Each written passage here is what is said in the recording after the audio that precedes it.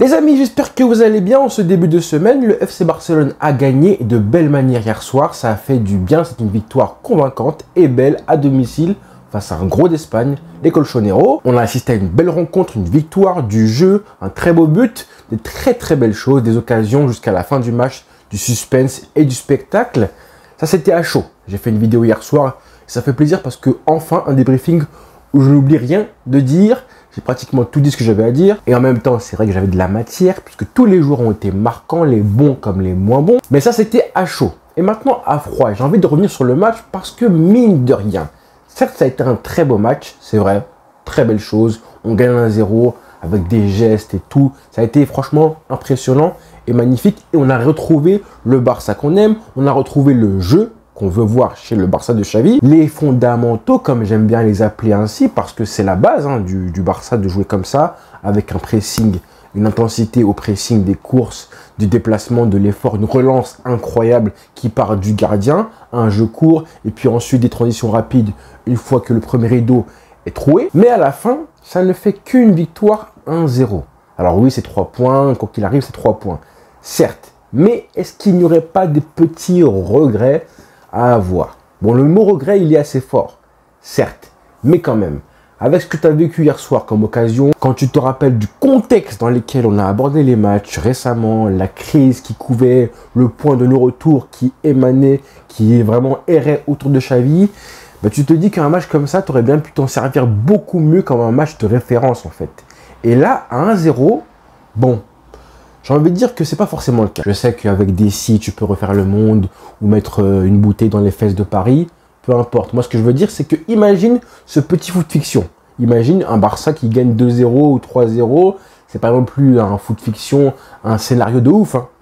C'est pas non plus du foot fiction Star Wars où tu imagines, je sais pas moi, que le Barça aurait dû gagner 4 ou 5-0 à la Manita. Parce qu'on les connaît, ces scénarios bizarres. Vous connaissez les scénarios des footballeurs, des fans de football, oui, si jamais CR7 ne s'était jamais blessé au genou en 2014, il refait ci ou ça, ou si jamais il avait été titulaire face au Maroc, bref. Vous connaissez un petit peu les scénarios bizarres comme ça.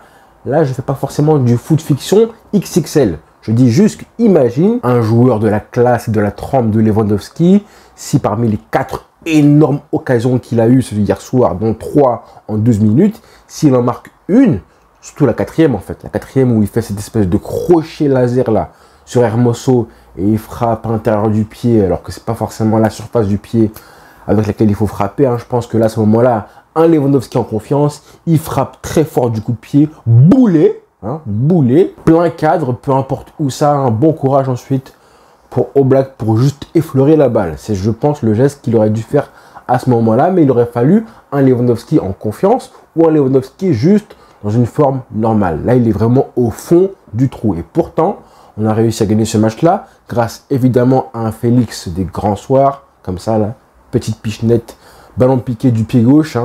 Ça me rappelle, vous savez qui? Les ballons comme ça du pied gauche piqués devant le gardien, ça me rappelle ce monsieur-là. Mais bon, c'est une parenthèse. Là, si je parle de ça, c'est parce que moi, je suis exigeant. Exigeant avec dans mon délire de fan du Barça. Je veux tutoyer l'excellence. Et quand le Barça doit gagner 4-0, je veux qu'on gagne 4-0. Aujourd'hui, là, j'ai encore des regrets parce que en 2009, le 6-2, je pense que ce match-là, on aurait dû le gagner 9 ou 10-2. Encore aujourd'hui. Et ça date d'il y a 14 ans, je vous rappelle. Et bien là, je pense qu'un match comme ça, là, c'était justement une occasion en or, après le début de match que tu fais, de faire un vrai match de référence. Est-ce que ce sera le cas avec ce qu'on a vu hier? Du coup, parce que dans mon foot fiction, si le Barça avait été plus clinique, plus précis, plus efficace devant le but hier, un match gagné 2 ou 3-0, 3-0 ou même 4-1 parce qu'eux aussi ont eu pas mal d'occasions. Une victoire probante 3-1 ou 4-1 face au Colchoneros, c'est toujours un grand match, c'est un grand résultat. Honnêtement, moi, dans ma mémoire de fan de football du Barça, il y a eu très peu de scores fleuves avec 3 buts marqués face au Colchoneros. Défensivement, ça a toujours été une équipe très compliquée, encore plus depuis que Simeone est arrivé. Donc, suivez mon doigt avec un raisonnement où tu imagines un Barça victorieux 3-1 ou 4-1 hier soir, avec un soupçon d'efficacité en plus devant le but, et bah là, justement, tu tiens ton match de référence. Après ce qu'on a vécu récemment, ça aurait fait beaucoup de bien. Imagine, tu gagnes 4-1 ou 3-1, peu importe. Là, le match suivant, là, ce week-end face à Girona, mais tu n'arrives pas de la même façon. Mentalement, c'est pas la même chose. Et en plus, on aurait pu avoir des joueurs qui auraient brisé la glace, qui en auraient profité aussi pour marquer un but et mettre fin à une période de disette comme Lewandowski justement. Là, son problème mental Lewandowski, eh ben, il va encore se le continuer pendant une semaine. Le prochain match face à Gérone, il va encore y penser.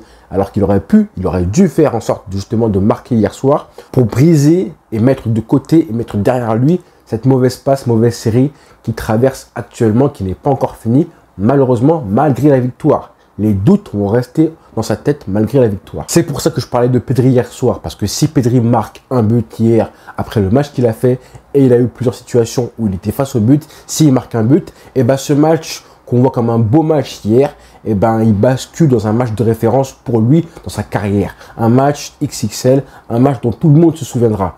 Et là, du coup, comme il ne fait pas le nécessaire pour mettre à l'abri l'équipe, est-ce que, je sais pas, dans 1 ou 2 ans, on va se rappeler du match face au Colchonero de Pedri, comme on se rappelle de ces matchs, par exemple, face à Bilbao en 2022, où il fait une masterclass, tout le monde se rappelle, ces dribbles qui étaient passés en boucle et tout. Ce match face à Séville, où il fait un espèce de crochet, double crochet, devant Rakitic, qui a été élu plus beau but de la saison en Liga. Bah, ces matchs-là, ça compte et ça reste dans les mémoires des gens. Ce qui ne sera pas forcément le cas, malheureusement, dans les mémoires collectives et dans sa mémoire à lui. En gros, ce que je veux dire, c'est que malheureusement, il a manqué une occasion, en ne marquant pas, de capitaliser encore plus de confiance que ça. Pareil pour Rafinha qui passe à un cheveu de marquer ce but-là et qui frappe sur le poteau avec le 1-2 sur Pedri, justement. Et bon, là, c'est la malchance, hein, c'est un poteau, donc c'est pas forcément, là, c'est un manque de précision. C'est un poteau malheureusement. Et c'est dommage pour lui aussi Rafinha parce qu'il a fait un bon match, hein, je trouve. En tout cas, largement meilleur que tout ce qu'il a montré récemment. Mais pour finir sur l'argument de la confiance, bah, individuellement, à part João Félix, il n'y a pas beaucoup de joueurs, à part Peña aussi, qui a fait un très gros match. Peña, Félix, Frenkie aussi, on va dire, je pense. Hein, Pedri, mine de rien. Il n'y a pas...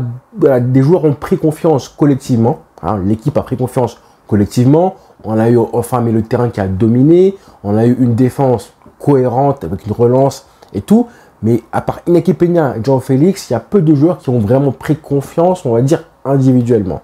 Et ça, c'est dommage. Pedri, il doit finir ce match-là avec au moins un but ou une passe D, au moins une statistique. Bon, la passe D, ça aurait pu être le cas sur la frappe de Rafinha sur le poteau, c'est dommage. Mais au moins, comme je le disais, collectivement, l'équipe a pris confiance, un peu moins que si on avait gagné 4-0, évidemment, c'est logique, hein, mais on a pris confiance et on sait que là, maintenant, on va pouvoir surfer un petit peu sur ça. Mais il faudra aussi confirmer ce week-end, le week-end prochain face à Gérone, hein, quoi qu'il arrive. Au moins, on pourra compter sur une équipe type de Xavi. Là, comme je le disais, et je pense que je vais appeler cette vidéo comme ça, que Xavi a trouvé son équipe type. En ce 4, on est le 4 décembre, donc hier on était le 3 décembre, anniversaire de Britney Spears. Ah non, c'est le 2, pardon. Et donc, je veux dire que ça fait quand même 3 mois et demi depuis le début de la compétition que le Barça, que Xavi n'a pas encore trouvé, que n'avait pas encore trouvé son 11 type. Là, je pense que c'est officiellement le cas, enfin, sachant que oui, certes, Gavi est blessé, malheureusement pour lui, mais là, je pense que les prochains matchs, alors quand je dis équipe type, ça va pas être tous les matchs, ni le suivant, même si je pense que là, comme c'est un gros choc et qu'il n'y aura pas eu en plus de matchs en milieu de semaine, on risque de voir un Barça avec le même 11 ce week-end face à Gérone. En plus, le match suivant sera en Ligue des Champions, mais contre, entre guillemets, pour du beurre, ce sera en Belgique face à Anvers. Donc là, on se doute que Xavi, en Belgique, fera tourner l'effectif. Mais là, ce week-end, on risque de voir le même 11, avec du coup Iñaki Peña, son Altesse, dans les cages, puisque en plus, on a appris aujourd'hui, ce matin, que Ter Stegen serait blessé, serait opéré, et ne reviendra sur les terrains qu'en 2024, en janvier, en espérant qu'il sera là lors de la Super Coupe d'Espagne, évidemment. Ensuite, en défense, là, c'est intéressant parce que là, Baldé, c'est compliqué pour lui à gauche. Cancelo lui a pris sa place. Il est installé à ce poste-là, même si je pense que Baldé va régulièrement jouer. Mais là, Cancelo, il présente plusieurs avantages. Évidemment, l'expérience, c'est un super latéral gauche. Il se place encore en mieux que Baldé. Ne demande pas forcément systématiquement le ballon dans les pieds. On peut l'enlacer en profondeur. Techniquement, il est fort, comme je disais. Et puis, il a cette espèce de lien avec Félix. On sent qu'il bonifie Félix, qui le lance très bien. Ils s'entendent super bien aussi. Hein. Alors qu'on avait un petit peu du mal à avoir une espèce de bonne entente, une complémentarité entre Félix et Baldé. En défense centrale ensuite, là du coup Araujo installé enfin à son vrai poste. Latéral droit, on ne veut plus voir ça. À part les matchs classico, Vinicius, ça je comprends. Mais là en l'occurrence, quand en face il n'y a pas un ailier gauche du futur, je ne vois pas pourquoi on mettrait Araujo à ce poste de latéral droit. Comme je disais hier, Araujo il est meilleur que Koundé en défense centrale et Koundé il est meilleur que Araujo en latéral droit. Donc pour moi le choix il est vite vu.